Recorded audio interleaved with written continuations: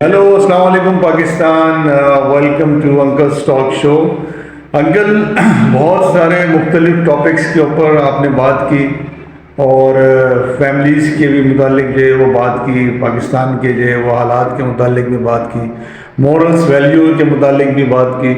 इसी तसलसल को आगे बढ़ाते हुए अंकल, मेरा आपसे सवाल ये है कि पाकिस्तान में जिस तरह से सही और गलत की डेफिनेशन की जाती है और यहाँ पर जिस तरह से लोगों का कम्युनिकेशन है कि सही क्या है और गलत क्या है, तो इसका थोड़ा सा बैकग्राउंड भी बता दें और पाकिस्तान की जो साख दुनिया में तबाह होती जा रही है, इसको हम किस तरह से बचा सकते हैं। जी अंकल। अस्सलाम वालेकुम पाकिस्तान और हमारे अजीज दोस्त और भतीजे और बेटे Taif फरकी। It's always a pleasure to attend you anywhere, anytime. तो अल्लाह आपको ज़िंदगी दे, सेहत दे। अच्छा सवाल लाया हूँ, बहुत ही माशरती सवाल है और माशरे की इस्लाह हर एक पर फ़र्ज़ है और एक जायज़ ड्यूटी का हिस्सा है।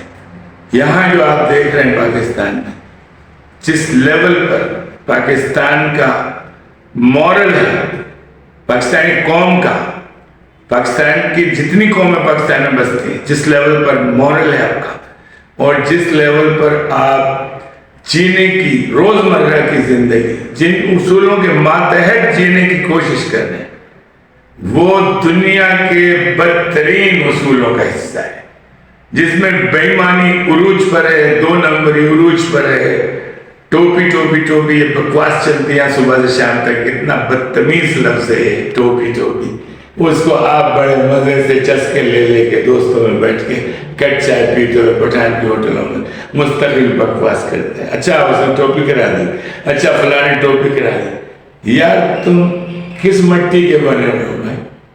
आपको कोई शर्म, लिहाज, गैरत है आपके पास? हैं? आपको आपने ये मिजाज कहाँ से लिया? अपने वालिदैन से।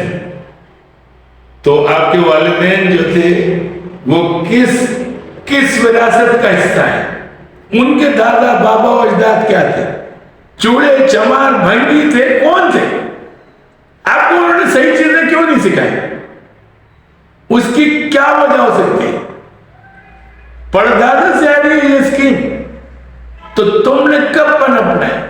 तुमने कब सीखना है? जब तुम्हारे 50 साल से तुम्हें सिर्फ ये सिखाया जा रहा है कि जो चीज गलत है और जो चीज सही है, इसमें कोई तनासब और कोई फर्क नहीं, तो आपने दोनों गंदे और साफ पानी को मिक्स कर दिया, तो उसके जो जरासीम बनेंगे वो आप सबको माशरे की हैसियत से खा जाएंगे। रिश्वत आपके मुल्क में चल रही है और जो ऑफिसर है वो सुअर की तरह बना हुआ है, उसकी गर्दन में सरिया है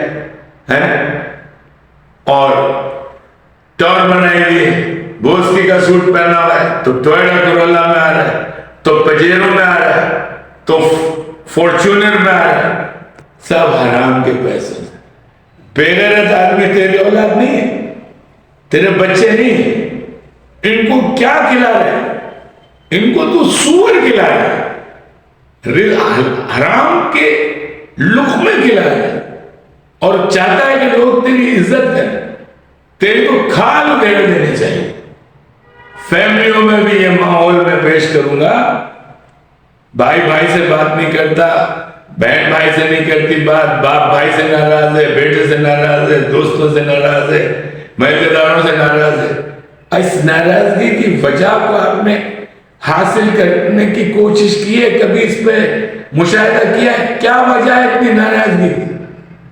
उसका सिर्फ एक जवाब है, बेईमानी और हक तलफी, जो दोनों चीजें लालच का हिस्सा है। इंसान बेईमान बनता है और हक तल्फ करता है दूसरे का जब आपके अंदर लालच का जैसा बदतरीन और जिल्लत वाला अंसर सरायत कर गया हो और आप उस लेवल पे आ गए हो कि आपने कुछ नहीं देखना है, सब अपने लिए बटोरना है, चूहों की तरह। आपने कोई बोरी खोली, अब आप कहने की यार ये मैं अपने बिल में किस तरह ले जाऊं, ये सब یہ ساری بوری میں نے خالی کرنی. وہ آپ جاتے ہیں منہ مارتے ہیں, وہ جو آپ کا بل ہے وہاں پکڑ کے آپ دانے لے جا رہے ہیں, کس کے ہیں کس کی ملکیت ہے آپ کو کوئی اس کی تمیز نہیں. کہاں بیٹھے آپ نے کہاں چرایا کس کا کھایا آپ کو اس کا کوئی احساس نہیں.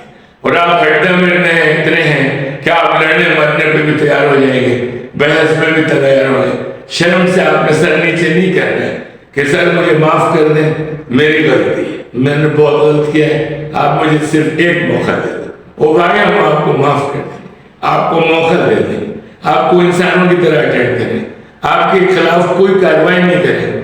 لیکن آپ کس لیول پر آ کر یہ چیز کریں گے؟ اب تو اس کے عادی ہو گئے, آپ وارداتی بن گئے. آپ جو عمل کرتے ہیں اس میں واردات کا حصہ ہے. جو عمل کرتے ہیں وہ جگاڑ. عام لفظوں میں یا تم صحیح کب سیکھو گے, سچ کب بولو گے؟ نہیں بول رہے, تیری اولاد کا ہو جائے گا ستیہ ناس. یہ جو اولاد کو لے کے پھرتا ہے نا سپر مارکیٹ میں, اور ان کو جو لولی پاپ اور یہ کچرا خرید کے دیتا ہے, یہ کچرا ہے. تیری اولاد جو ہے نا, اس کو میں کچرا بول رہا ہوں, کیونکہ تمہارے جو 84 میں رشوت کے, دغا بازی کے, فراڈ کے, وہ تو اپنے اولاد میں سرایت کرے, کیونکہ خون تو تیرا ہے. تو اس قسم کے ویشیوں کی تو پرورش کر, اور پھر اس کو گلے لگا کے بولتا ہے یہ میرا پیارا بیٹا ہے. ابے ذلیل انسان, تو یہ کیوں نہیں سوچ رہا کہ تو نے اللہ کو منہ دکھانا ہے؟ تیرے نبی کی کیا تعلیم ہے, قرآن کی کیا تعلیم ہے, حضرت عیسیٰ کی کیا تعلیم ہے؟ لعنت اللہ آپ پہ کروڑ دے خدا کی. اور اس کے بعد آپ کے اس انکل, چچا, دادا, بھائی, ماما, چچا جو بولنا چاہے, بھائی بولنا چاہے, بیٹا بولنا چاہے, میری لعنت آپ کے اوپر.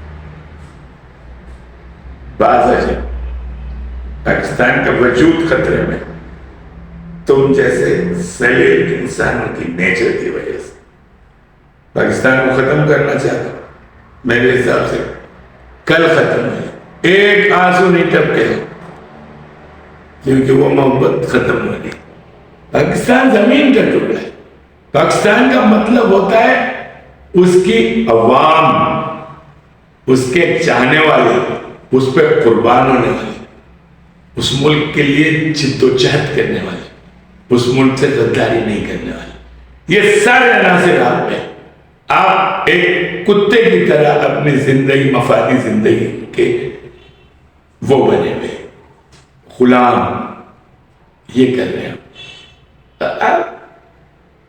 پتی نہ پتی کا شوربہ, آپ کی کیا حیثیت؟ دنیا تھوک رہی ہے آپ پر. آپ کے پاسپورٹ کی ویلیو نہیں, آپ کے لوگوں کی ویلیو نہیں, آپ کی تہذیب کی ویلیو نہیں, آپ کی تعلیم کی ویلیو نہیں. اگر انہوں نے کہیں رکھ بھی لیا باہر تو سیکنڈ گریڈ سٹیزن کا آپ کو درجہ دیں گے. 2 نمبر ہی ہوگا سالے سلیے, کام وام ٹھیک کر لیتا ہے, چلو ٹیکنیکل چیزیں سے لو, اس کا مورل ہمیں پسند نہیں. یہ 2 نمبر کا جھوٹ بولتا ہے, بےمان ہے, چوری کرتا ہے, یہ بیکار ہے, خرچ نہیں کرتا, سخی نہیں, اپنے لوگوں کی مدد نہیں کرتا. ٹھیک ہے پڑا رہے کچرا. آپ کو کچرے کا خطاب دیا جائے تو بڑا جائز عمل ہوگا. خدا حافظ پاکستان. اور اگر کچرا جو گالی ہے آپ نہیں چاہتے نا, تو آج اللہ سے رجوع اور گڑ گڑا کے اور انسان کے بچے بنے, ورنہ تمہارا ٹائٹل خبیث انسان ہوگا. ٹھیک ہے, ایسے میں خدا حافظ پاکستان. پاکستان زندہ باد.